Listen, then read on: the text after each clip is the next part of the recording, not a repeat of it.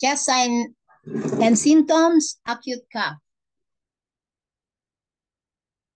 Acute cough. An acute cough may have any of three causes. It may be an acute cough in very beginning stages of an invasion of wind. When the pathogenic factor is still on the exterior, it may be an acute cough with a pathological factor in the interior following an external invasion. And third, it may be an acute cough caused by a residual pathogenic factor following an external invasion. Invasion of wind cold.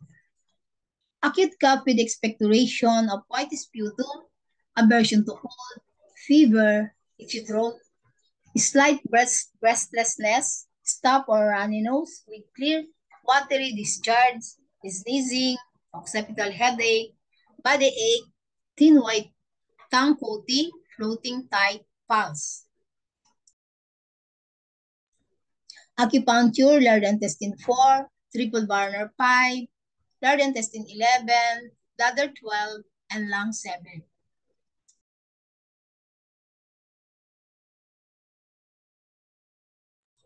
Invasion of wind heat. Acute cough with expectoration of yellow sputum, aversion to cold, fever, sore throat, stuffed or runny nose with yellow discharge, headache, body aches, slight sweating, slight thirst, swollen tonsils, tongue slightly red on the side of the chest area or on front, fart floating rapid pulse. Acupuncture, large intestine 4, triple warmer 5, bladder 12, lung 7, and lung 5. Phlegm heat in the lungs.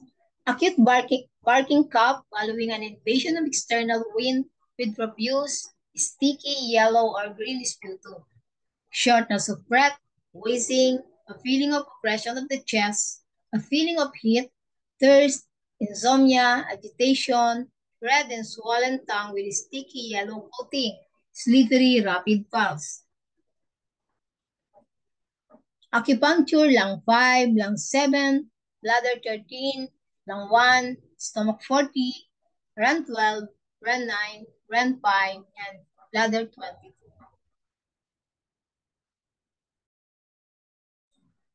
Lung heat.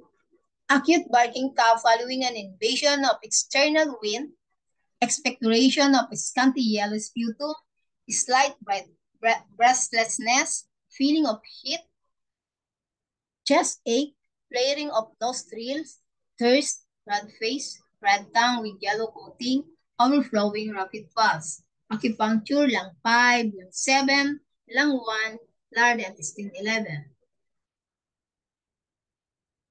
Residual dryness and phlegm in the lungs. Acute dry cough after an invasion of wind heat.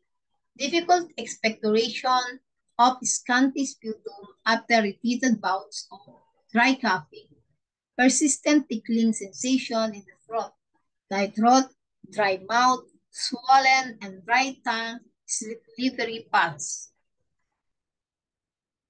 Acupuncture, lung 7, lung 5, lung 1, REN 12, stomach 36, spleen 6, and kidney 3. Residual dryness in the lungs. Acute dry cough after an invasion of wind heat. Repeated bouts of dry coughing.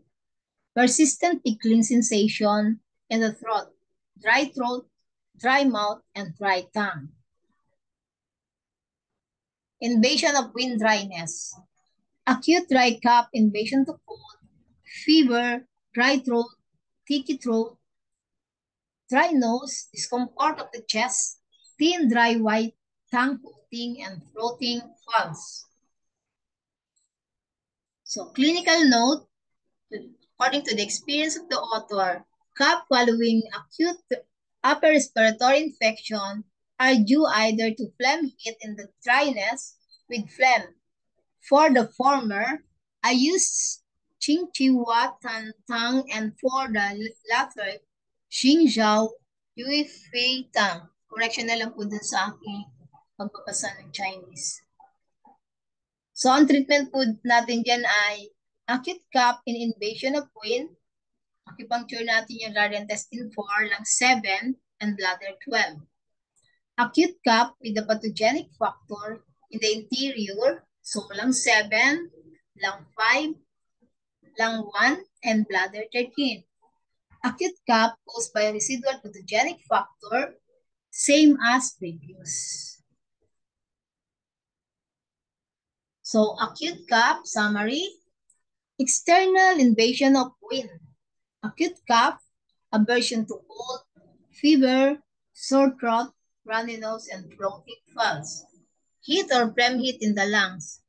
Acute working cough with expectoration of yellow mucus, feeling of heat, thirst, overflowing rapid pulse. Residual dryness and phlegm in the lungs. Acute dry cough with difficult expectoration of scanty sputum after repeated bouts of dry coughing. Tickling sensation of the throat. Thank you for your attention.